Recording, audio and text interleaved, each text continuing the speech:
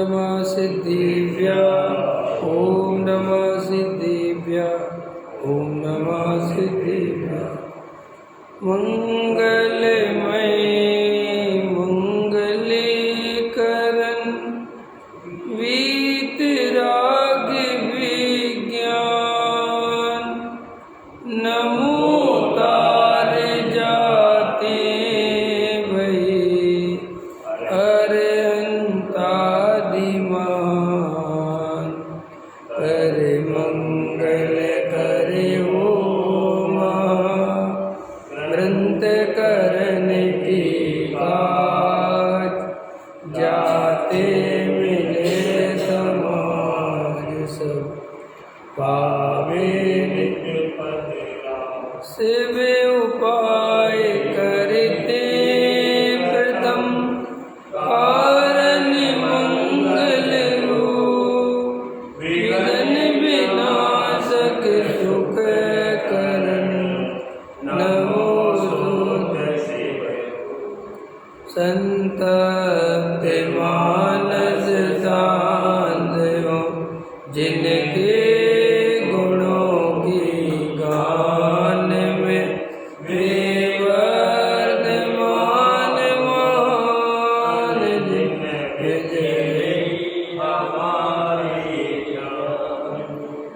मोक्षमार्ग प्रकाशक नौवा अधिकार है, पृष्ठ क्रमांक 306। देखो क्या कहते हैं, तीसरा पैरा है। तथा आकुलता होती है वह रागादिक कसाय भाव होने पर होती है, क्योंकि रागादि भावों से यह तो द्रव्यों को अन्य प्रकार परिणमन कराना चाहिए और वे द्रव्य अन्य प्रकार परिणमित हों तब इसके आकुलता होती है। वहाँ या तो अपने रागादि दूर हों या आप चाहें उसी प्रकार सर्वद्रव्य परिणमित हों, समझ में, तो आकुलता मिटे। परंतु सर्वद्रव्य तो इसके अधीन नहीं है। अब ये बात चल रही है कि हम सब सुखी होना चाहते हैं। अब टोडामल जी साहब कह रहे हैं कि दुखी होने का कारण परद्रव्य नहीं है, दुखी होने का कारण वो जो राग देश कसाय है वो है। अब टोडामल जी साहब दो बातें कहते हैं कि अगर दुख दूर होना चाहता है, दुख दूर करना चाहता है तो दो बातें हो सकती है, तो तेरा दुख दूर हो जाए। कि क्या हो जाए? या तो तेरे रागादि दूर हो जाए, या तो जिस प्रकार सर्वद्रव्यों का परिणमन चाहता है वैसा परिणमन हो जाए। समझ में? दो ही उपाय है ना। तो टोडामल जी कहते हैं तो आकुलता मिटे, लेकिन परंतु सर्वद्रव्य तो इसके अधीन नहीं है। जो परद्रव्य हैं वे अपने अधीन तो है नहीं। अब देह का परिणमन जैसा होना होगा वो तो वैसा होगा। अब तू चाहता है कि मेरे कोई रोग ना आवे, तेरे चाहने से तो रोग नहीं आएगा, वो तो आना होगा कर्म के उदय के अनुसार, देह की अपनी योग्यता के अनुसार आएगा। ठीक है ना। तू चाहता है कि पत्नी मेरे अनुसार चले, तो वो क्यों चलेगी? वो एक भिन्न द्रव्य है। तेरे अब सब लगा लो, बच्चे, मकान, कुटुंब, परिवार, समाज, मंदिर वाले, कोई तुम्हारे अनुसार चलने वाला नहीं है, बिल्कुल नहीं चलने वाला। अब देखो एक तो ये बात हो गई। तो जो पहला उपाय है कि अपने रागादि दूर करे, तो ये जीव के हाथ में है। अगर हम चाहें तो रागादि दूर कर दें, मोह राग देश कसाय का नाश कर दें, तो हम अभी सुखी हो सकते हैं। लेकिन हम परद्रव्य को बदल बदल के सुखी होने की कोशिश कर रहे हैं, इसलिए सुखी तो नहीं हो रहे और महादुखी हो रहे हैं। समझ में आया कि नहीं आया? अरे जैसे कोई रेत में से तेल निकाले तो दुखी होगा, इससे अच्छा तो वो नहीं निकाले तो ही ठीक है। निकाल के तो थकेगा, परेशान होगा और दुखी होगा। जितना दुख था उससे भी ज़्यादा दुख बढ़ जाएगा। ऐसे हमें जितना दुख है वो तो अपनी जगह है, लेकिन और रात और दिन आकुलता करके, चिंता कर करके सब परद्रव्यों के बारे में सोच सोच के बेटा मेरा ऐसा बन जाए, मेरा परिवार ऐसा हो जाए, मेरे को बड़ा घर मिल जाए, मेरी अच्छी शादी हो जाए, मेरे बच्चे हो जाएं, मेरी नौकरी लग जाए, मेरे माँ बाप ऐसे हो जाएं, मेरे भाई बहन ऐसे हो जाएं, मुझे इज्जत मिल जाए, मान सम्मान मिल जाए, मंदिर में पद मिल जाए। तो ये तो सब कर्माधीन है, ये तेरे सोचने से तो होता नहीं। लेकिन टोनामल जी कह रहे तेरे सोचने से तेरा दुख बढ़ता है। समझ में आया? इतना दुख बढ़ता चला जाता है कि वो दुख की पीड़ा सही नहीं जाती। अब ये मान की पीड़ा देखो ना जी, मान कसाई के लिए क्या क्या करता है। करते हैं कि नहीं करते हैं? तो देखो वहाँ, परंतु सर्व द्रव्य तो इसके अधीन है नहीं। कदाचित कोई द्रव्य, अब कदाचित शब्द डालते हैं कि कभी कभी क्या होता है कि कोई द्रव्य जैसी इसकी इच्छा हो उसी प्रकार परिणमित हो, तब भी इसकी आकुलता सर्वथा दूर नहीं होती। समझ में आया? कि चलो कुछ काम तुम्हारे बन भी गए पुण्य के उदय से, मकान मिल गया, तुम्हारे बेटे की नौकरी लग गई, अच्छी बहू मिल गई, तो कहते हैं कि तब भी आकुलता नहीं मिटती, क्योंकि वे सदाकाल अपनी इच्छा के अनुसार तो परिणमन करेंगे नहीं, और जब तक वे सही सलामत होंगे तब तक तेरे को अनेक रोग लग जाएंगे, तेरे शरीर में दुनिया भर के कष्ट तकलीफ चालू हो जाएगी, फिर उनको भूल जाएगा। जैसे होता है ना, आदमी जीवन भर पहले मकान दुकान बच्चे के लिए लगा रहता है, फिर बुढ़ापा आ जाता है तो खुद के घुटने टूट गए, चलते नहीं बनता, कमर में बहुत तकलीफ है, रोटी नहीं पचती, तो वो बच्चे वगैरह तो सब भूल जाता है। फिर तो अपने ही दुख इतना हो गया कि अब दूसरे के बारे में क्या सोचे। तो वह पड़े पड़े बिस्तर पे सोचता रहता है, ये मेरी अवस्था कैसी हो गई, ये मुझे क्या हो गया। तो श्री गुरु कहते हैं कि वहाँ कोई द्रव्य तेरी इच्छा के अनुसार परिणमन हो भी जाए तब भी आकुलता सर्वथा तो दूर होती नहीं। सर्व कार्य जैसे यह चाहे वैसे ही हो, अन्यथा ना हो, तब यह निराकुल रहे, परंतु यह तो हो ही नहीं सकता। हो सकता है क्या? लेकिन अपन कोशिश पूरे टाइम यही करते हैं, बहुत बुद्धि लगाते हैं, बहुत होशियार बनते हैं, हम ऐसा कर लेंगे, अपन उनसे ऐसा कह देंगे, अपन उनको ऐसे मना लेंगे, उनसे अपन सौदा पटा लेंगे, उनसे अपन दो बातें झूठ बोल देंगे, है कि नहीं? और वे तो बिल्कुल एक नंबर के मूर्ख हैं, उनको अपन मूर्ख बना देंगे, हैं? और अपन जो है मंदिर में पद ले ही ले लेंगे, चाहे भले ही 2 लाख रुपए लेना पड़े, हैं? अगर ट्रस्टी बन गए तो मज़ा आ जाएगा। और ये बेटे को अपन जो है एडमिशन करा देंगे, अरे अपनी बहुत चलती है, ऐसे ऐसे गणित बैठाता रहता है, लगाता रहता है। समझ में आया कि नहीं आया? और क्या होता है कि वहाँ तो परद्रव्य का जैसा परिणमन होना होता है वो तो वैसा ही होता है, लेकिन ये बेचारा मुफ्त में ही कर्म बंद करता है। अभी देखो अपन को कर्म बंद की कहानी पता नहीं है। ये तुम्हें जो वर्तमान में जितने दुख मिल रहे हैं इनके पीछे पता कौन है? यही कर्म बंद है जो तुमने पिछले जन्मों में या इसी जन्म में आर्त रोध ध्यान कर करके वो दिखता तो है नहीं। कर्म पता है आपको? गजब गजब की बात है। राग आदि से सूक्ष्म है कर्म, जो अंदर अपने भाव उत्पन्न होते हैं उनसे भी सूक्ष्म है कर्म, जबकि वो पुद्गल है। ये क्यों? कि राग आदि भाव जीव की पकड़ में आते हैं, आते कि नहीं आते? आपके अंदर राग उत्पन्न हुआ, कसाय उत्पन्न हुई तो आपको पता चलता है ना कि कसाय हुई, लेकिन कर्म आते हैं। आत्मा के साथ एक क्षेत्र का संबंध होता है, लेकिन हमें एक भी कर्म दिखाई, उनका उदय आता है बराबर, लेकिन हमें कुछ पता नहीं चलता। हमें तो वो राग आदि भाव दिखाई देते हैं, कसाय भाव दिखाई देते। तो कई लोगों को लगता है कि भाव कर्म बारीक है और द्रव्य कर्म स्थूल है, लेकिन द्रव्य कर्म स्थूल नहीं है, द्रव्य कर्म सूक्ष्म है, वो पकड़ में नहीं आता है जीव के, और एक भाव कर्म पकड़ में आता है। तो जो पकड़ में आ जाए वो सूक्ष्म है, कि जो पकड़ में नहीं आए वो सूक्ष्म है।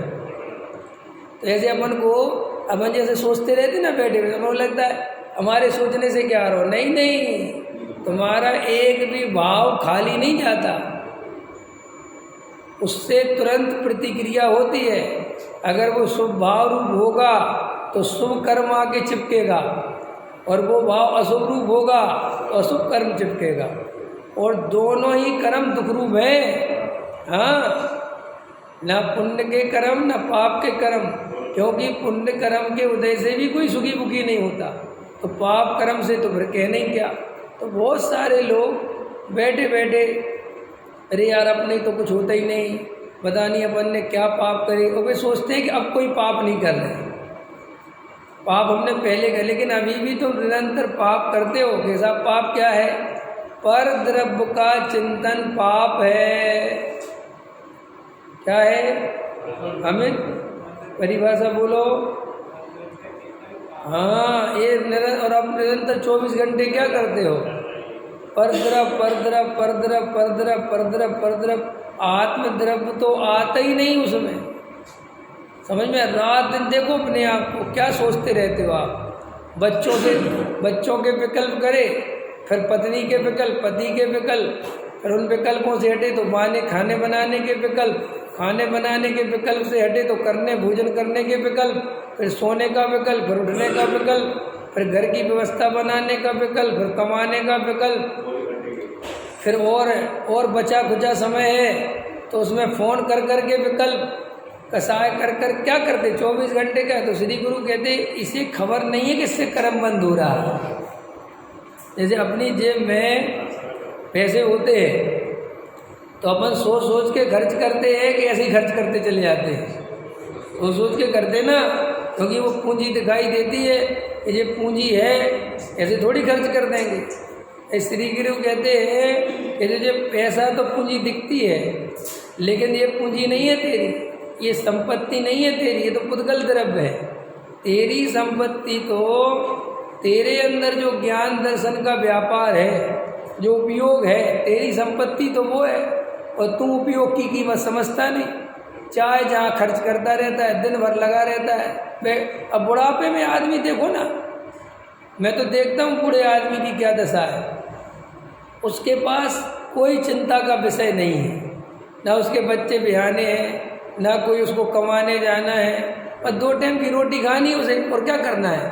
तो अभी धर्म ध्यान नहीं करता, पढ़े पढ़े पोते की सोचेगा, बेटे की सोचेगा, मकान की सोचेगा, पुरानी बातें सोचेगा, जवानी के बारे में सोचेगा। देखो माने अब जो है ही नहीं, उनकी सोच सोच के कर्म बंद करता है। देख ले, ऐसा जब हम पढ़ते थे तो एक कुंद देव की गाथा है। उस गाथा में कुंद आचार्य देव ये कहते हैं कि भूतकाल में जो विषय भोगे हैं या जिन पर्यायों में रहा है, उनको याद कर करके राग द्वेष करता है, और वे पर्याय अब रही नहीं क्या वो पर्याय? अरे बचपन गया, जवानी गई,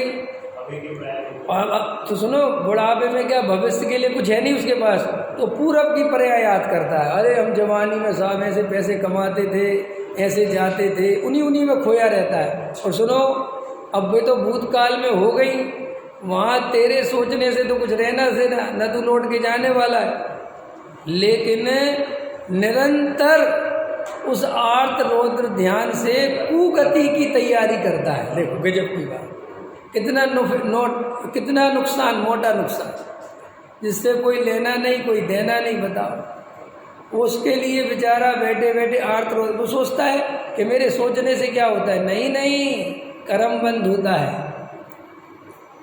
तो फिर हम करें क्या? कुछ ना कुछ तो विचार आते हैं, क्या करें कि भैया भेद विज्ञान कर, तत्व विचार कर, अपने उपयोग को आत्मा में लगा। जैसे तूने पैसे कमाने का लक्ष्य बनाया था जवानी में, लगा रहता था पैसा कम, सब परिवार को भूल के, भाई बहनों को भूल के, बस पैसा पैसा। ऐसे श्री गुरु कहते हैं अब तेरी उम्र हो गई, सब भूल जा, सब रिश्ते नाते निभा लिए, सब बाल बच्चों के शादी विवाह कर लिए, देख लिया, संसार का सुख भोग लिया, कहीं कोई सुख भोग नहीं है। अब मैं शांत होकर वेद विज्ञान करूँगा, आत्मानुभव करूँगा कि साहब मन नहीं लगता, बार बार मन इधर उधर भटकता है, भटकने दो। कैसे भी करके वापस उपयोग को आत्मा में ले जाओ, क्योंकि वो तो जन्मों जन्मों से बाहर घूमा है मन। वो इस जीव ने पर का लक्ष्य जन्म जन्मों से किया है, तो आत्मा का लक्ष्य इतनी आसानी से होने वाला नहीं है जितना तुम आसान समझ रहे हो। अरे दुनिया में आईएएस बनना आसान नहीं है भाई साहब, क्या समझते हो आप? एक आईएएस ऑफिसर बनना आधा जीवन लगाना पड़ता है उसको, तब वो लाल बत्ती की गाड़ी में घूमता है और 2 अफसर उसके साथ चलते हैं और सलाम ठोकते हैं, तब तुम उसका रुतबा देखते हो, तुम कहते यार बड़े जलवे। लेकिन हम एक उदाहरण, अरे भैया जी शब्दों को मत पकड़ा करो भाई। अरे धारा टूट जा, वो तो मुझे पता है, मेरी सुना करो, अपनी बस सुनाओ भाई, थोड़ा शांत रहा करो, बहुत डिस्टर्ब हो जाता है आपके चक्कर में। तो जैसे लोक में जरा सा कोई अच्छा पद पाना हो तो उसके लिए कितनी मेहनत करनी पड़ती है भाई साहब। यहाँ तो अनंत काल के लिए सुखी होना है, समझे। उस बेचारे जो आईएएस बनना चाहता है, रात के 2 बजे पढ़ता है, तो मन लगता होगा उसका बहुत पढ़ने में, है बहुत मज़ा आता होगा, उसका भी तो मन करता होगा कि यार मेरे सारे दोस्त घूमने गए हैं, शादी में गए, पिकनिक पे गए, और मैं यहाँ बैठ के पढ़ रहा हूँ।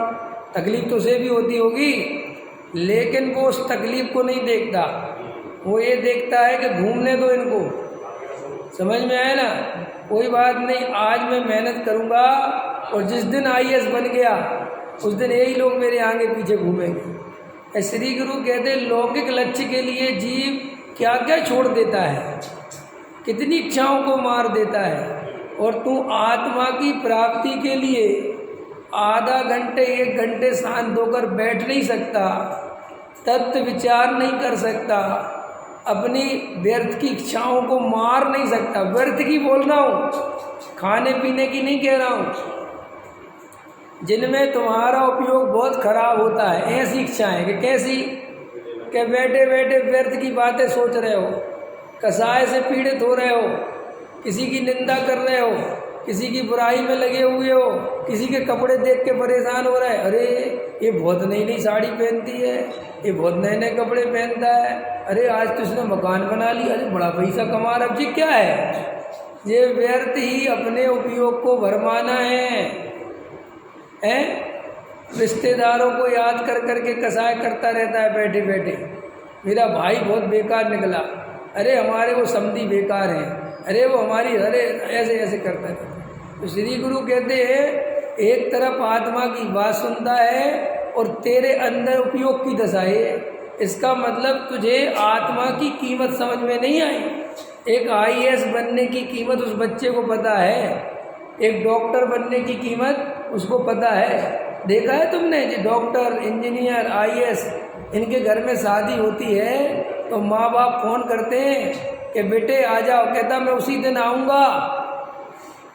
कह रहे बेटे तुम्हारे भाई की शादी है, कहता मैं नहीं आऊँगा, और हो सका तो अगर एग्ज़ाम फंसा तो मैं उस दिन भी नहीं आऊँगा।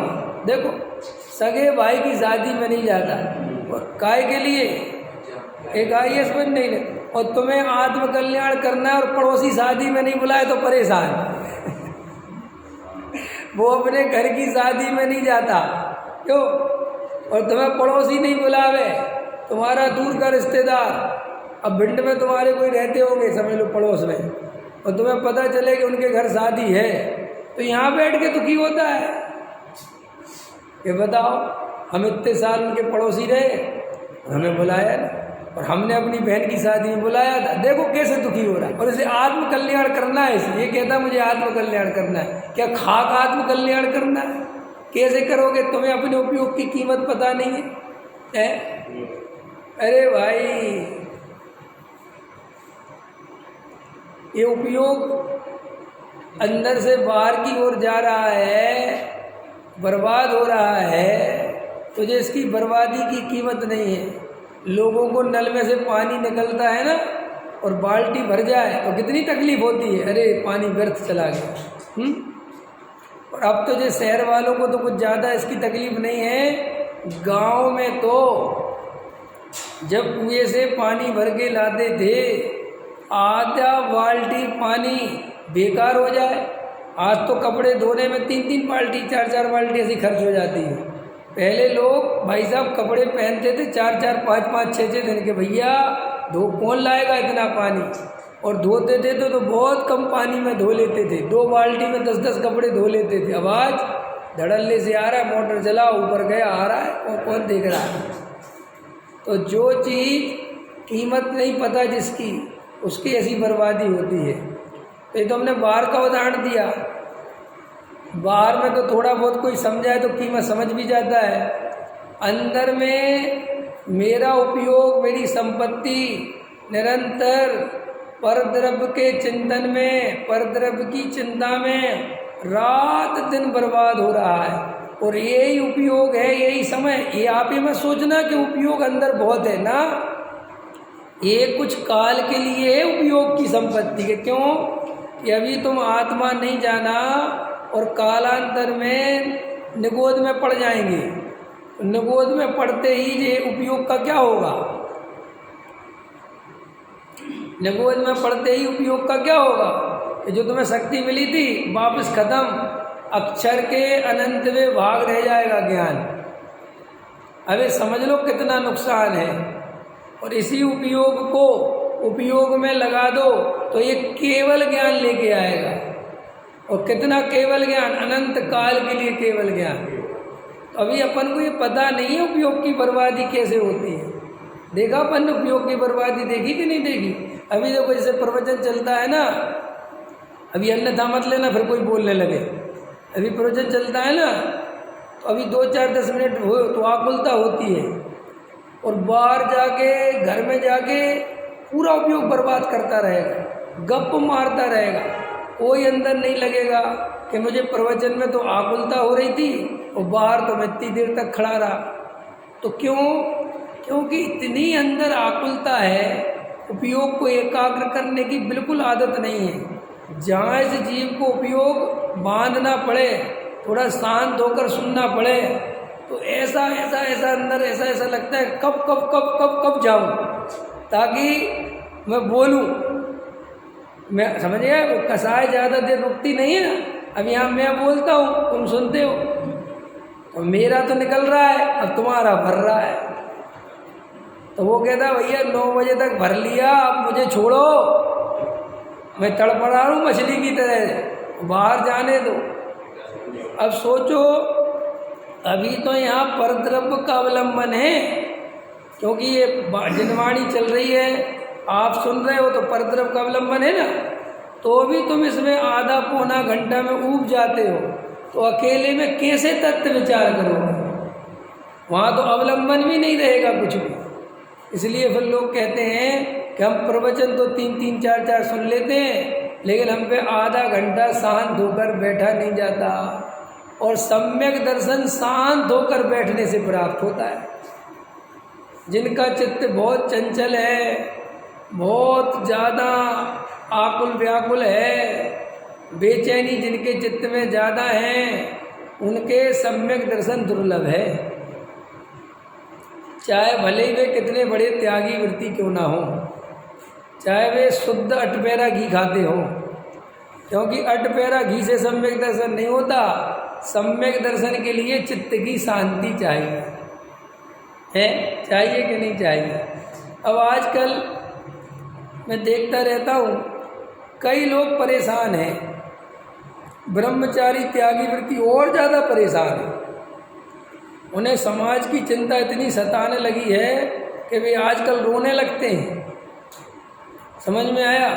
उनको समाज की विद्वानों की हालत देख के रोना जा रहा है। समझ में आ रहा है?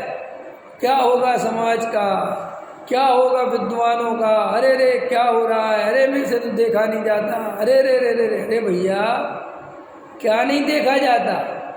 कैसा जिन शासन पड़ा है? जैन धर्म अजैन को जैन बनाने का जैन धर्म है। क्यों? हम अजैन को जैन बना दें तो जैन धर्म हो गया, कि हम खुद जैन बन जाएं, ये जैन धर्म है। जाति से जैन होता है क्या कोई? कोई देवशास्त्र गुरु को मानने लगे तो जैन होता है क्या? अरे भाई जिसने अपनी इंद्रियों को जीतकर अपने स्वरूप में अनंत काल के लिए रम गया, इसे सम्यक दर्शन हो गया, वो जैन है। लेकिन मैं देखता हूँ लोग चिंता में लगे हुए, समाज का क्या होगा। बोले साहब पूज्य गुरुदेव ने देखो लाखों आदमियों को जैन बना दिया, पूज्य गुरुदेव श्री ने किसी को जैन वैन नहीं बनाया। उनने कभी अपील करी कि भैया दिगंबर बन जाओ, वे तो वस्तु स्वरूप बताते रहे। दिगंबर संतों का जो माल था वो जगत को सुनाते रहे, जिनकी होनहार बली थी वे बन गए, उन्हें तो कभी विकल्प नहीं आया। आप पूज्य गुरुदेव श्री के प्रवचन सुनो, उनने किसी भी प्रवचन में समाज की चिंता करी हो, किसी भी प्रवचन ने उनमें लड़का लड़कियों की चिंता करी हो, विद्वानों की चिंता करी हो, एक प्रवचन लेके आओ, वे तो निरंतर, अरे वे तो कोई उनका विरोध करने भी आ जाए, कोई उनको गाली भी दे जाए तो वे ये नहीं कहते थे अरे रे खोटा पंचम काल है, ये पता नहीं जी, कुछ नहीं बोलते थे। वो तो कहते थे भूला भगवान से, उसे खबर नहीं है, जब योग्यता होगी समझ जाएगा। ज्ञानी तो दो चीज़ों के भरोसे जीता है, एक योग्यता के और एक केवली के। इसके भरोसे जीता है योग्यता, उसे पता रहता है जब तक जिस परद्रव्य की या किसी की भी योग्यता जैसी आएगी वैसा परिणमन होगा एक बार, और सर्वज्ञ के ज्ञान में जैसा झलका है वैसा परिणमन होगा। क्या पंचम काल और क्या चौथा काल, क्या सोचना। अरे विद्वान आपस में लड़ रहे, लड़ने दो ना। गुरुदेव के समय में लड़ते थे कि नहीं लड़ते थे? गुरुदेव, अब तुम्हें लगता है तो महापुरुष चले जाते हैं तो सब महान हो जाता है, ऐसा नहीं है। गुरुदेव के समय में भी कंट्रोवर्सी होती थी, एक विद्वान दूसरे विद्वान की टांग खींचता था। डॉक्टर साहब सुनाते हैं ना, नहीं सुनाते? सुनो ध्यान से कि भैया डॉक्टर साहब कोई चीज़ लिखें तो चुपके दिखानी पड़ती थी गुरुदेव को, और गुरुदेव कहते थे कि हम जानते हैं तुम्हारी योग्यता बहुत बढ़िया है, लेकिन हम ज़्यादा तुम्हारी तारीफ नहीं कर सकते, वरना तुम्हारा यहाँ सब मामला गड़बड़ हो जाए। तो ये था कि नहीं था? जब तो वो कहते थे ना, डॉक्टर साहब तो इतने जीवन लिया गुरुदेव के साथ, तो फिर ये क्या क्या परेशान होना है? तो जगत का स्वरूप है। जिनकी मिथ्या दृष्टि जीव है, जिन्हें आत्मानुभूति नहीं हुई, जिन्हें वेद ज्ञान की कला नहीं मिली, वे तो भले ही ज्ञानियों के पास बैठे, वे वहाँ कसाई ही करेंगे। सो ज्ञानी उनकी कसाई देखकर परेशान नहीं होते, वे तो जानते हैं। ऐसा थोड़ी है कि मेरी सभा में सब सम्यक दृष्टि हो जाएगी, कि ज्ञानी जानते हैं। अरे केवली भगवान इतने लाखों जीव वहाँ बैठे रहते हैं समूषण में, तो क्या वे सबके सब सम्यक दृष्टि हो जाते हैं क्या? हैं? सब जानते हैं, जिनकी योग्यता होगी वे समझ जाएंगे। तो साहब आपको दुख नहीं होता? अरे गजब हो गया, अगर मैं दुखी हो जाऊं तो मैं ज्ञानी किस बात का है? बोलो। सर्वज्ञ का जैसा उनने, देखो जिस लड़की की शादी जो अपनी योग्यता लेके आई होगी और उसे अजैन से शादी करनी होगी, तो मैं क्या कर लूँगा? मैं उसका करता हूँ? बोलो, हूँ करता। और अगर मैं करता मानूँ तो मेरे से बड़ा मिथ्या दृष्टि कौन है? तो फिर कि भैया विकल्प आ जाए उपदेश देने का, कह रहे भाई बच्चों को संस्कार दो, बच्चों को भैया समझाओ, ये अच्छा समय नहीं है, ऐसा उपदेश देने का भाव आ जाए, लेकिन वो अंदर से बिल्कुल दुखी नहीं होना चाहिए। समझ में आया? उसके कोई कुछ नहीं, वो तो वैसा भाव आ जावे, ऐसा बोले बेकार छे, मुझे वस्तु की खबर छे, मेरे अनुसार परिणमन नहीं होती, मुझे कौन करेगा परिणमन? मेरे थोड़ी होना है, जो होना है वो तो होना है। ये सब आप क्यों बोलते कि विकल्प आ जाता है, बस इसलिए बोल दिया, बाकी मुझे कोई लेना देना। विकल्प को ज़्यादा ज्ञानी लंबाते, और विकल्प अगर निरर्थक हो तो और बिल्कुल ही छोड़ देते हैं। समझ में आया? पूज्य गुरुदेव श्री जब सोनगढ़ में विराजते थे और जब मंदिर बनने की बात आई तो गुरुदेव ने कहा सुनो पहले इधर सबके सब, एक तो मेरे निमित्त से मंदिर बना रहे हो तो भूल गई मत बनाना। समझ में आया कि नहीं? मुझे तो तुम्हारे इसकी कोई जरूरत नहीं, मेरा तो काम ठीक चल रहा है। और अगर तुम लोग अपने प्रभावना से, अपनी कसाय से अपने लिए बना रहे हो तो मेरे पे ये वर्णन मत डालना कि आपके निमित्त से बना आप यहीं रहोगे, मैं कल छोड़ के चला जाऊंगा। मैं बंधन बिल्कुल भी मेरे नहीं है कि जब हमने आपके लिए इतना बड़ा बना दिया अब आप जा ही नहीं सकते। अगर ऐसा हुआ तो ज्ञानी बंध गया, क्योंकि ज्ञानी घर गृहस्थी, स्त्री पुत्र कुटुंब परिवार के बीच को छोड़ के चला गया, ब्रह्मचारी त्यागी व्रती बन गया, तो काय के लिए बना है? निर्वृत्ति। निर्वृत्ति का मतलब क्या है कि मुझे कोई बंधन, मेरा मन करे तो मैं 2 दिन सोना गिर रहूं, फिर मेरा मन करे 10 दिन सिगर जी रहूं, फिर 5 दिन कहीं रहूं, मैं किसी के बंधन में नहीं। इसा हमने इतना बड़ा विश्वास नगर की संस्था आपके लिए बनाई, मेरे लिए बनाई, तो मुझसे बड़ा पाप किसी को नहीं है। मैं 100 गज का घर नहीं मिल रहा और मेरे नाम से 5000 गज की संस्था बना दोगे, ये नहीं चलेगा। नहीं समझ में आया है? तो भैया ज्ञानियों को जगत की कभी भी चिंता नहीं सताती। अरे भाई साहब, ज्ञानी हैं ही तब जब उन्हें अपनी पर्याय तक की चिंता छूट गई। ज्ञानी को जगत की चिंता तो छोड़ो, अपनी एक समय की पर्याय क्या होगी क्या नहीं होगी उन्हें कोई चिंता। वे तो अपने त्रिकाली ध्रुव की श्रद्धा करके बैठे हैं। और जो अपने को बड़ा ज्ञानी कहलवाना चाहते हैं, बड़े समाज का नेतृत्व करना चाहते हैं, बड़ा नेतागिरी का चस्का लगा है और पूरे समाज का मैं ऐसे करूँगा, समाज को ऐसे करना और ऐसे करना, और इसी काम में लगे हैं, भले ही वे त्यागी वृत्ति हो लेकिन वे ज्ञानी नहीं है, क्योंकि ज्ञानी कभी इन झंझटों में पड़ता ही नहीं है। ये काम तो सामान्य गृहस्थों के हैं, और गृहस्थों में भी थोड़ा खतरनाक बोल रहा हूँ। बचा लूँ क्या? बचा लेता, समझते सामान्य गृहस्थ ठीक है, लगा, अब आगे रहने दो। समझ में आया? हाँ बस ठीक है, समझने वाले समझ जाएंगे और नहीं समझने वालों को समझाना नहीं है। समझ में आया कि नहीं आया? आओ, ये तो सामान्य गृहस्थों के काम है। अरे अपन देखो, किसी और की तो मत देखो, अपनी देखो। अपन को जरा सा तत्व ज्ञान समझ में आया, अपन लोगों को जरा सी आत्मा की प्रतीति हुई, जरा सा आगम का अपन ने सेवन किया, जरा सा भगवान आत्मा का श्रद्धा लाया, तो अपन ही व्यर्थ के कामों से बचने लगते हैं। बचने लगते हैं कि नहीं बचने लगते? अपन व्यर्थ के लोगों से बात करते हैं, बोलो, अपन उलझते हैं, भाव आता है उलझने का, जबकि अभी तुम त्यागी वृत्ति नहीं हो, अभी तुम्हें जरा सा आत्मा का पक्ष आया है। पक्ष कह रहा हूँ मैं, अभी पूरी तरह नहीं कह रहा हूँ।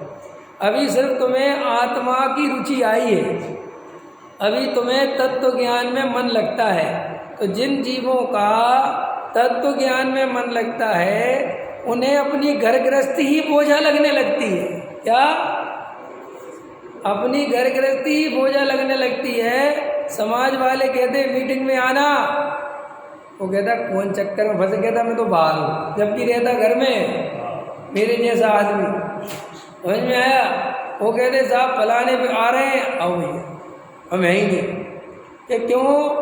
कि हम अपना उपयोग व्यर्थ में बर्बाद नहीं कर सकते। तो हम जैसे सामान्य गृहस्थों को अपने उपयोग की इतनी कीमत हो जाती है, तो त्यागी वृत्ति अगर समाज की चिंता करता है और उसके प्रवचन में जब देखो चिंता चिंता चिंता ही चिंता चिंता ही चिंता, इसका मतलब क्या है? कि ये अंदर से निर्वृत्ति हुई नहीं, अंदर आत्मा का आनंद मिला नहीं। क्योंकि जब जिसको आनंद नहीं मिलता वो ही चिंता में फंसता है। देखा आपने कभी? चिंता कौन करता है? दुखी आदमी। सुखी आदमी कभी चिंता, और जो दुखी हो तो खुद के घर की चिंता नहीं तो दूसरे के घर की चिंता करने लगता है। देखे तुमने दुखी आदमी? अरे भैया तुम्हारा ये पेंट गिर रहा है, प्लास्टर गिर रहा है, करवा लो यार भैया, तुम गजब हो गया। घर उसका परेशान जी, ये खामो खा के दुखी आदमी है कि नहीं? तो बोलो ऐसे अपन देख रहे कि नहीं? और पूज्य गुरुदेव श्री की दुआई नहीं देना चाहिए अपनी कसाई की पूर्ति के लिए। भाई पूज्य गुरुदेव श्री के 10,000 प्रवचन 9,000 प्रवचन में उठा के देखो, उनने कभी भी जगत की जरा सी भी चिंता नहीं करी। समझ में आया? उनने कोई मंदिर बनाने की, कोई आश्रम बनाने, कोई विकल्प ही नहीं रखा। बनते चले गए वो अलग बात है, लेकिन वे तो अपनी मस्ती में मस्त। और एक से एक सेठिया आए तो धूलपति छे। करोड़पति को क्या बोलते थे? धूलपति। जब पूज्य गुरुदेव श्री का वियोग हुआ तो डॉक्टर साहब उनकी चिता के सामने बोले, हमारा ऐसा गुरु चला गया जो पैसे को धूल कहता था, अब धूल कहने की हिम्मत किसमें है? ऐसा डॉक्टर साहब बोले कि अब ऐसी धूल कहने की हिम्मत हम में नहीं है, जैसा गुरुदेव श्री बोलते थे। उन्हें कोई सेठियों बेटियों की परवाह नहीं होती थी। कोई कह भी देना गुरुदेव श्री इनने 5 लाख रुपए दान दिए, समझा? तो पता गुरुदेव श्री कहते थे, अच्छा कवर, बढ़िया बढ़िया। अरे सेठ, ये 5 लाख दे के अभिमान मत करना, समझ में आया? वो उसको वहीं के वहीं लो, ये धर्म न थी, ये तो दान भाव, तू इसका करता नहीं, ये तो वस्तु का प्रणवन की योग्यता थी, हो गई। बिल्कुल ऐसे ही, हाँ बिल्कुल नो साहब। ये उनकी प्रशंसा करने का तरीका था, समझ में आया? ऐसा भाव आए बिना रहता नहीं, परंतु पढ़ इसमें धर्म नहीं है, इससे तेरा भला होने वाला नहीं है। और आज वही हुआ, गुरुदेव गए। अब आजकल के तो क्या बताएं, पर ज़्यादा नहीं बोल सकते, बस इतनी में समझ लेना, वे सेठियों के गुलामी कर रहे हैं। देखो, चाणक्य का एक वाक्य है, चाणक्य नीति में चाणक्य ने लिखा है कि राजनीति में धर्म घुस जाए तो बहुत अच्छी बात है। क्या लिखा? राजनीति में धर्म घुस जाए तो बहुत बढ़िया बात है, लेकिन धर्म में राजनीति घुस जाए, इससे ज़्यादा खतरा दुनिया में कहीं नहीं है। आज अपन अपने हृदय पे हाथ रख के देखो, ये जितनी भी अधिकतर संस्थाएं चल रही हैं और इनके जितने चलाने वाले अधिकतर ठेकेदार हैं, वे धार्मिक प्रवृत्ति के दिखाई दे रहे हैं कि राजनीतिक प्रवृत्ति के दिखाई दे रहे हैं। उनके सोचने का तरीका नेताओं की तरह है कि धार्मिक विद्वान की तरह है। देखो, ऐसी ऐसी बातें करते हैं। मैंने सब देखा है मीटिंगों में, इसको बुला लो, इससे 10 लाख मिल जाएंगे, ये आदमी काम का है, ये बहुत बढ़िया है, इसको थोड़ा चने के पेड़ पे चढ़ा देंगे, पंडित जी इनकी थोड़ी तारीफ ज़्यादा कर दें। हाँ बिल्कुल बिल्कुल। ये धर्म का काम हो रहा है कि राजनीति हो रही है? ऐसे चलता है, देखा है तुमने? इसलिए मैंने सब मीटिंगों का त्याग कर दिया, सबका त्याग। मैंने कहीं नहीं बैठना, मेरे बस की नहीं है तुम्हारी स्थिति। सुन के तो मेरे को तकलीफ होती। लोग मंदिरों के काम धर्म के नाम पर राजनीति से कर रहे हैं। रे क्या रखा रे इन चीज़ों में? इससे अच्छा तो मंदिर बिल्कुल ना बने। क्या रखा? किसके लिए बनाना? जहाँ मायाचारी करना पड़े, जिसकी प्रशंसा करने का भाव नहीं उसकी प्रशंसा करना पड़े, चमचागिरी करना पड़े, समय सार को बेचना पड़े, धूर्तों को विद्वान बताना पड़े। क्या कह रहा हूँ मैं? धूर्तों को। ऐसे धर्म से हाथ जोड़े देवेंद्र जी, ऐसा धर्म नहीं चाहिए। ये पंडित जी आप समझते नहीं, समाज नहीं चलेगा। भैया जिसे समाज चलाना हो चलाओ, हमें तो मोक्ष मार्ग चलाना है। क्या चलाना है हमें तुम्हारा समाज बिल्कुल नहीं चलाना। कल बिखरता था, आज बिखर जाए। कल आदिवासी बनते थे, आज बन जाओ। हमें तुमसे कोई लेना देना नहीं है। हमें तो मोक्ष मार्ग समझ में आया है, और हमारे पास मोक्ष मार्ग के अलावा कोई दूसरी बात नहीं है। और भूमिका के अनुसार कुछ विकल्प आ जाते हैं, समझ में आया? सो वे सब हे हैं, उपादेय नहीं है। और उन विकल्पों के अनुसार पर द्रव्य में कोई परिणमन होने वाला, कोई जगत में व्यवस्था बनने वाली, वे सब विकल्प निरर्थक हैं। ऐसा स्वीकार करते हो क्या? है स्वीकार अरुण जी? अगर नहीं है तो भूल जाओ कि आत्मानुभव होगा। हमें नहीं चाहिए तुम्हारा आत्मानुभव, हम दूसरे पंडित जी से ले लेंगे। ले लो। तुम तो जब देखो इतनी शर्तें लगाते हो, और पंडित विद्वान तो कहते हो जाएगा, बस पानी छान कर पियो, और तुम कहते आत्मा छान कर पियो। पानी छान कर पीना सरल है, आत्मा को कौन छाने, है कि नहीं? मायाचारी, ये आत्मा की शुद्धता है, इसको छानो। क्रोध, मान, लोभ, ये जो है ना, ये मायाचारी लोभ, ये सब काय की शुद्धता है, इनको छानो। पानी छानना सीख गया, वो भी 2 कौड़ी का, दिखावे का। कोई पानी छनता है क्या? अच्छा, छनता है कि नहीं छनता? बोलो, पानी छनता है कि नहीं छनता? अरे भाई, सिर्फ छानने का ढोंग करता है, छनता बनता तो कुछ नहीं। क्योंकि जिसे अपनी आत्मा से प्रेम नहीं, वो पर से प्रेम क्या करेगा? जो अपने जीव से प्रेम नहीं करता, वो दूसरे जीवों से क्या प्रेम करेगा? वो तो सिर्फ एक क्रिया ढूंढता है। क्या करता है? परंपरा ढूंढता है। तो देखो, पूज्य गुरुदेव श्री 45 वर्ष तक एक समय सार सुनाते रहे।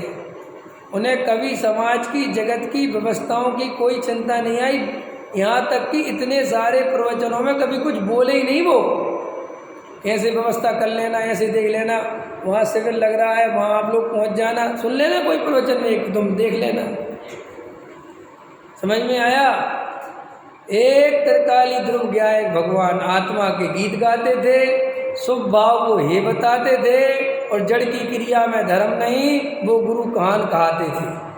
समझ में? एक गुरु कहान थे, वो 3 स्टेप थे उनके।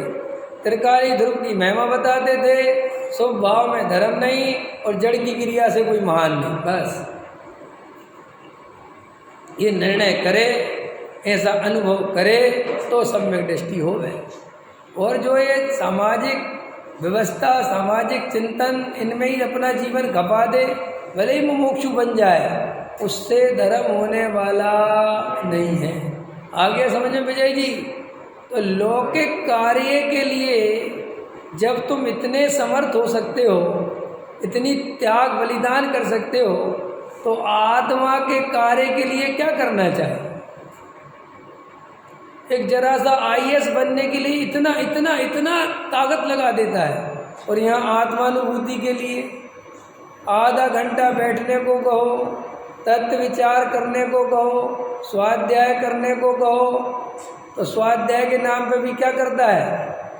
आधा अधूरा पढ़ता है, अरुचि से पढ़ता है।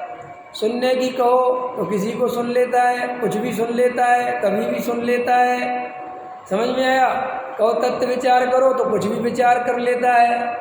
कोई होश नहीं कि मैंने क्या विचार किया, मैंने क्या पढ़ा, मैंने क्या समझा, मेरे अंदर कौन सी भूल चल रही है, मेरे अंदर क्या पक्षपात चल रहा है, मैं अपने को क्या मानता हूँ, कुछ खबर ही नहीं। ये भाव क्या बन रहे हैं, इस समाज का जो नेतागिरी का चस्का लगा है, ये कोई अच्छी चीज़ है? कोई विचार नहीं है। और समय सार सुन लेता है। ऐसा समय सार सुनने से कुछ होने वाला है? कुछ भी होने वाला। और ये लॉलीपॉप है कि अगले भाव में मोक्ष चले जाओगे। काहे के अगले भाव में मोक्ष चले जाओगे? क्यों चले जाओगे? कैसे चले जाओगे? समझ में आया? भाई पोपा भाई का राज नहीं, तेरी कल्पना से वस्तु नहीं चलती। तूने अपने मन से कल्पना कर ली कि हम यहाँ तत्व सुनेंगे, इस जन्म में सम्यक दर्शन नहीं हुआ तो अगले जन्म में हो जाएगा, क्योंकि हम तो समय सार घर घर बंटवाते हैं, हम तो रोज पढ़ रहे। ऐसे कुछ नहीं होता। अभी ये बता तुझे अभी क्यों नहीं होता, तू अगले जन्म पे क्यों डालता है? पहले ये प्रश्न कर। इस जन्म में क्या कमी दिखती है जो अगले जन्म पे डालता है? बताओ देवेंद्र जी, क्या कमी है? निमित्तों की कोई कमी है? तो काय की कमी है? हैं? अपनी ही कमी है। तो जब अपनी ही कमी है तो दूसरे भाव में भी तुम ही रहोगे कि कोई और होगा? हैं? जब इस भाव में तुम कहते हो कि अपनी कमी है, तो ये जन्म पलटेगा, दूसरी पर्याय में जाओगे तो वहाँ भी तुम ही रहोगे कि कोई और रहेगा? कि सब हम ही रहेंगे? तो जब यहाँ इतने निमित्तों के बीच में इतनी बात सुनने के बाद भी तुम्हें उस आत्मा की रुचि नहीं जग रही है, आत्मानुभूति का उपाय नहीं हो रहा है, तो अगले जन्म में कैसे करोगे? नहीं समझ में आया? नहीं साहब हम लगे तो हैं, कुछ नहीं लगे। सब कहने की बात है, सब जीवों को पता है सम्यक दर्शन कैसे होता है। सब जीवों को कह रहा हूँ जितने मोक्षु हैं, लेकिन वे असली सम्यक दर्शन चाहते नहीं। वे सिर्फ धर्म का ढोंग करना चाहते हैं, धर्मात्मा दिखना चाहते हैं, अंदर से होना नहीं चाहते। इतनी क्लियर हो गई बात? विजय जी कुछ अब बोल लो, तो मेरी बात हो गई पूरी। हाँ बराबर समझ में आया। कल थोड़ा सा प्रश्न रह गया था ना, आगम का सेवन। आगम का सेवन क्यों जरूरी है? क्योंकि वस्तु स्वरूप आगम से ही सुनने समझने मिलेगा। फिर आगम से समझा, फिर तर्क युक्ति लगाना। फिर क्या लगाना? फिर तर्क युक्ति लगा के खुश मत हो जाना। तर्क युक्ति से वस्तु तो सिद्ध हो जाएगी, लेकिन आनंद नहीं देगी। आनंद के लिए अनुभव चाहिए, हृदय चाहिए। अब बुद्धि को रखो एक तरफ, और अब शांत होकर अपने आत्मा का आनंद लेने की कोशिश करो। अब उसमें डूबने की कोशिश करो, अब उसे भोगने की कोशिश करो। देखने की नहीं बोल रहा हूँ मैं, देखना शब्द थोड़ा अलग है, वो तुम गलत अर्थ में लेते हो। महसूस करो अब आत्मा को। अब ज़्यादा तर्क वर्क मत लगाओ, ऐसा वो देह से भिन्न है, उसमें ज्ञान है, उसमें दर्द, सब बच्चों की बातें थी, अब ये सीख ली, समझ ली। अब आत्मा सीधा अनुभव में लो। अच्छा बताओ, आत्मा सीधा अनुभव में लिया जा सकता है कि नहीं? बोलो जल्दी। लिया जा सकता है कि क्यों नहीं लिया जा सकता? जब तुमने शरीर का स्वरूप समझ लिया, तुमने भाव कर्म रागादि विकारी भावों का स्वरूप समझ लिया, तर्क से युक्ति से आगम से उनके लक्षण पहचान लिए, और अपने त्रिकाली ध्रुव ज्ञायक भगवान आत्मा का भी लक्षण पहचान लिया, तो अब कितनी देर लगनी है? क्या? क्योंकि तीनों चीज़ें वहाँ हैं, और राग को और शरीर को गौण कर दो और ज्ञान को ऊर्ध्व कर लो। उसमें क्या कठिन है? वो ऐसा सरल तो है करना, लेकिन करो तो है सरल, और नहीं करो तो नहीं है सरल। आत्मानुभव कठिन है ही नहीं। अगर आत्मानुभव कठिन होता तो शेर को 1 मिनट में नहीं होता, हिरण को नहीं होता, खरगोश को नहीं होता, बंदर को नहीं होता, खरगोश को नहीं होता, सुअर को नहीं होता, 1-1 मिनट में। अरे 7वें नरक का नारकी 1 सेकंड में उसे पूर्व की देशना याद आई। अरे मैं तो ज्ञान स्वभाव ही इतना याद करा और आत्मा का अनुभव हो गया। तो आत्मा अनुभव कठिन कहाँ है? जैसे देखो, हम चीनी का स्वाद, नींबू का स्वाद, नमक का स्वाद, तीनों का स्वाद अलग अलग जानते हैं, और बस हमने शिकंजी पी और हमसे किसी ने पूछा नींबू कैसा है, तुरंत बता देते हैं ज़्यादा है। तो सारे चीनी और नमक गौण कर दिए और नींबू ऊर्ध कर लिया। ऐसे यहाँ पर आत्मा को ऊर्ध कर ले, राग आदि और शरीर को गौण कर दे, बस आत्मा ही आत्मा दिखेगा। तो आगम का सेवन बहुत जरूरी है। सर्वज्ञ देव की वाणी पे भरोसा होना चाहिए। देखो भाई, सर्वज्ञ देव ने बताया कि जीव और पुद्गल ये 2 अन्य द्रव्य हैं, और जड़ की क्रिया जीव नहीं कर सकता। तो तुम्हें दिखेगा तो ऐसा ही इंद्रियों से कि मैं जड़ की क्रिया मैं ही करता हूँ। ये हाथ किसने उठाया? ये हाथ किसने उठाया? कौन किसने उठाया? विजय जी, हाथ किसने उठाया? साहब तुम्हें दिखेगा तो ऐसा कि मैंने उठाया, क्योंकि अंदर विकल्प आया ना उठाने का, और यहाँ उठ गया। तो वो परस्पर नैमित्तिक संबंध इतना घना है कि उससे ऐसा लगता कि मैंने उठाया। लेकिन सर्वज्ञ देव ने क्या बताया कि भाई साहब हाथ अपनी योग्यता से अपने स्वयं काल में उठाए। साहब मैंने विकल्प किया कि विकल्प भी अपनी योग्यता से अपने स्वयं काल में आया है, तो साहब इस विकल्प से हाथ उठा गया। उन्होंने कहा नहीं उठा, और तुम्हें क्या दिखा कि उठा? तुम्हें क्या दिखा? उठा। तो श्री गुरु कहते अपने पे भरोसा करना कि सर्वज्ञ पे भरोसा करना? क्योंकि अपने पे भरोसा करोगे तो ये भ्रम टूटेगा नहीं, और ये भ्रम नहीं टूटेगा तो दुख नहीं मिटेगा। देखो मैं पीछे कई क्लासों में समझा चुका। हाँ पूछ लो। इसमें अनुभव ये भी आता है, कई बार हम हाथ भरना चाहते हैं लेकिन हाँ बराबर आता है, बराबर आप समझे नहीं, इससे बराबर है।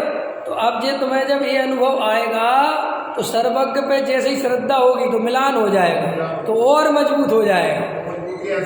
हाँ ये ठीक बोले आप कि यहाँ सर्वज्ञ की बात पक्की है, और यहाँ जो परिणमन अपने अनुसार नहीं होता, इससे तुम्हारा मिलान मजबूत होता चला जाएगा। कि हाँ बिल्कुल सही है, अपने हाथ में कुछ भी, लेकिन उसके लिए जागृत रहना बहुत जरूरी है। अब देखो आप अकेले तो नहीं हो कि जिसका हाथ नहीं उठे। दुनिया में ऐसे बहुत से लोग हैं के जैन साहब कि जिनके भैया लकवा लग जाता है, बेचारों का हाथ उनसे पूछो कि क्यों बाबूजी, तो कहता जी लकवा लग गया। तो वो ये नहीं कहता कि मैं कल तक हाथ उठाने वाला था, उससे पूछो आप क्यों नहीं उठा पा रहे, तो कहता लकवा लग गया ना इसलिए नहीं उठा पा रहा। उसे सर्वज्ञ की कोई बात तो पता है नहीं, उसे तो बस इतनी सी बात पता है कि लकवा के कारण नहीं उठ रहा, वरना मैं उठा लेता। और हम लोग उससे क्या निकालेंगे? ये देखो आज अनुभव में आया कि मैं इसका करता धरता, इसकी कल तक योग्यता थी तो ये उठ रहा था, आज इसकी योग्यता नहीं है तो नहीं उठ रहा। तो इसके लिए आगम पढ़ना जरूरी है ना, आगम समझना जरूरी, तब तो ये निकाल पाओगे ना। कैसे निकालोगे? अरे इस जगत में सबके साथ वो घटनाएं घटती हैं जो ज्ञानियों के साथ घटती हैं। नहीं समझ में आया? ऐसा थोड़ी कि सारी घटनाएं ज्ञानी के साथ घटती हैं, लेकिन ज्ञानी उसमें से वैराग्य निकालता है, उसमें से आत्मा निकालता है, और अज्ञानी उसमें से संसार निकालता है, दुखी होता है, परेशान होता है। समझ में आया कि नहीं आया? हाँ इतनी सी तो बात है, क्योंकि ज्ञानी ने वस्तु स्वरूप समझा है। इसलिए ज्ञानी के संयोग का वियोग हो तो कहता देखो यही तो स्वरूप है वस्तु, वो तो होना ही था है, और वो अपने स्वरूप में जाने का पुरुषार्थ करता है। और मिथ्या दृष्टि के संयोग का वियोग हो तो रोने बैठ जाता है, महा दुखी हो जाता है, मैं तो मर गया, मैं तो सब कुछ छिन गया, मैं तो मर गया, मैं खुद ही जहर खा के मर जाऊँ, उसको ऐसे भाव आते हैं।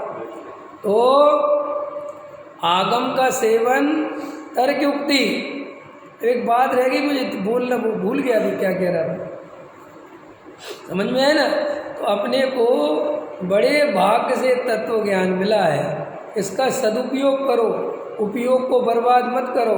और ये मत सोचो, हाँ मैं ये बात समझा रहा था कर्ता की, कि कई लोग कहते हैं कि साहब अपने को कर्ता माने तो क्या दिक्कत है? हम अपने को पर द्रव्य का कर्ता माने तो दिक्कत क्या है? हाँ बताओ। हम अपने को पर द्रव्य का, ये हाथ मैंने उठाया, ये मैंने पैसा कमाया, मैंने घर बनाया, मैंने बाल बच्चे करे, मेरा परिवार है, ये इसका कर्ता भोक्ता मैं अपने को मानूं तो क्या दिक्कत है? बहुत अच्छा उत्तर दिया। हम कह रहे हैं एक तरफ रखो वस्तु स्वरूप, तुमसे तो हम ये पूछ रहे क्या तुम इस मान्यता से गारंटी ले सकते हो कि सुखी हो जाओगे? आज तक इस मान्यता वाला सुखी हुआ हो जगत में तो लेके आ, नहीं आया ना, नहीं हुआ ना। तो सर्वज्ञ देव कहते फिर हमारी सुन, तेरी मान्यता से तुझे सुख नहीं मिला कि नहीं मिला साहब, अब हम जो कह रहे हैं वो कर, नहीं सुख मिले तो हमारे पास आता। ये है समझने का कंसेप्ट। लोग इस पर तर्क लगा रहे कि नहीं साहब राग होता तो आत्मा ही में और करता तो आत्मा ही है, मानते रहो, लगे रहो उसी राग को अपना मानते रहो, भोगते रहो, हम क्या कर सकते हैं? नहीं समझ में आया? ये बीमारी हो गई साहब, हुई तो मेरे ही को है, भैया इसका इलाज है, ये तुम्हारे में नहीं है। कि नहीं साहब ये बीमारी का नाश करने के चक्कर में मेरे ही नाश हो गए, मैं तो नहीं करता तो मर जा। ऐसे श्री गुरु कहते हैं तुझे अपनी मनमानी करना है। कई लोग कहते हैं वाह आत्मा शुद्ध है, हम शुद्ध कैसे मान लें?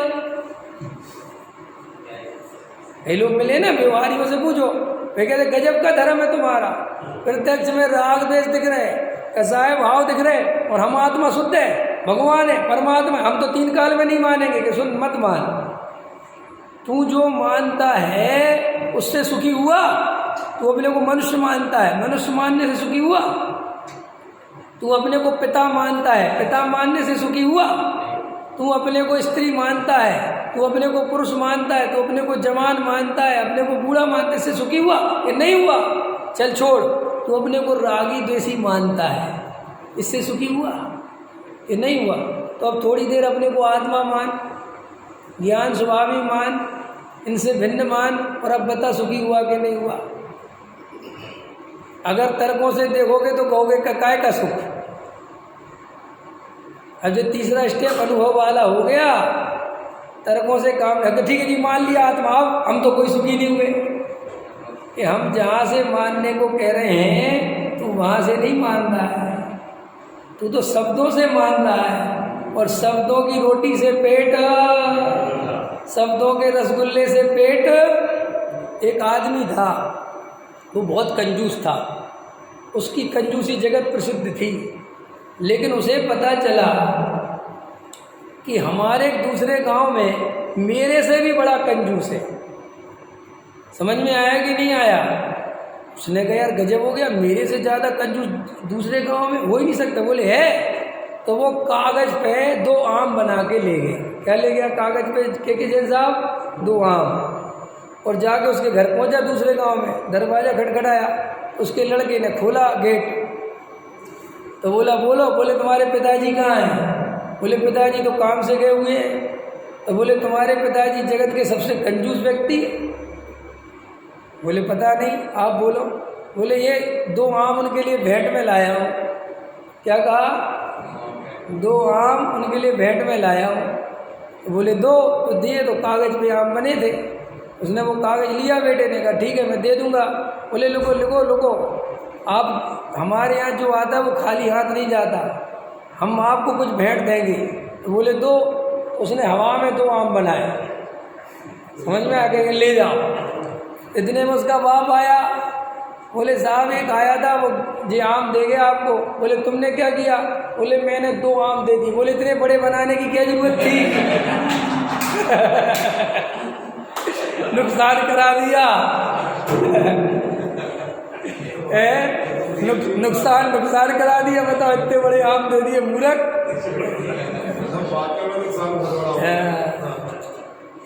ऐसी हमारी दशा है, हम जो मुफ्त में ही मरे जा रहे हैं, पगला रहे हैं बैठे बैठे, कुछ खबर अबर है नहीं। शब्दों को पकड़ लेता है, शब्द जाल से अपनी। अरे साहब हमें ये पता है, हमें निमित्त की परिभाषा हमें उपाधा है। हमने तो साहब 10 साल पहले पढ़ लिया था। क्या पढ़ लिया था तूने?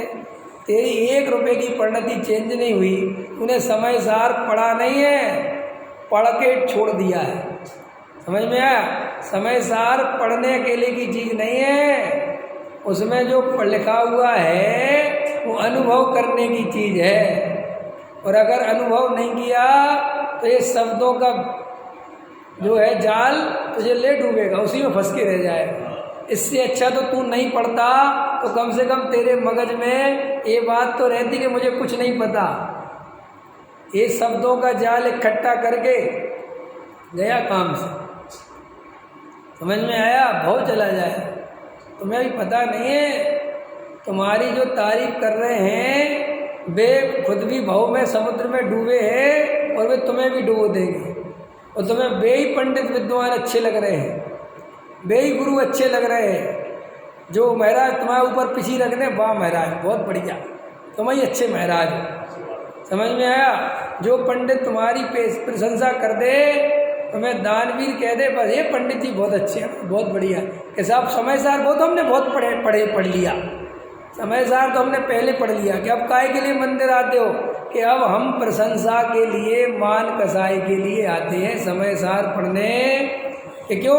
कि वो तो हमने बहुत पहले पढ़ लिया, हम पहले ही पढ़ के तो मुमुक्षु बने थे, फिर हम बन गए, हमें समय सार वगैरह सब हमने उस समय रुचिपूर्वक पढ़ लिए। फिर हमें मंदिर के लोगों ने सेठ बना दिया, पद दे दिया, प्रतिष्ठा दे दी।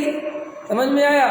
मंत्रिमंडल गठित हो गया, फिर हमारा ट्रस्ट बन गया, फिर हमारी संस्था बन गई, फिर हम उसे बड़े करने की इच्छा हो गई, और बड़े करने की इच्छा हो गई, फिर हम नेताओं को बुलाने लगे, फिर हम भी नेता बन गए कि समय सार वो तो हमने बहुत पहले पढ़ लिया था। ये बहुत चला गया इस जीव का। हमारे कई विद्वान होते ना, शास्त्री बन जाते हैं और बाद में बिल्कुल स्वाध्याय वगैरह छोड़ देते हैं। तो जैसे वो मिलते हैं तो मन का क्यों भैया तुमने शास्त्री, हम वो तुमने बहुत पहले कर ली थी कि साहब स्वाध्याय वो तुमने सब पढ़ लिया, हमें सब याद है। क्या कर रहा है, क्या कर रहा है, देख रहे हो कितना क्या कर रहा है जीवन।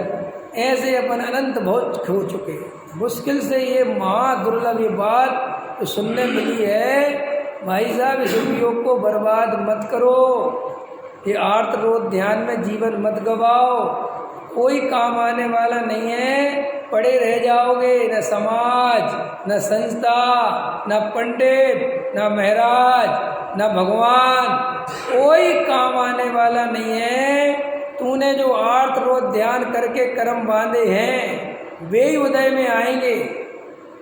इसलिए अगर अपना भला चाहता है तो वेद विज्ञान कर, तत्व विचार कर, आत्मानुभूति कर, यही सुखी होने का उपाय है। सहजानंद जी।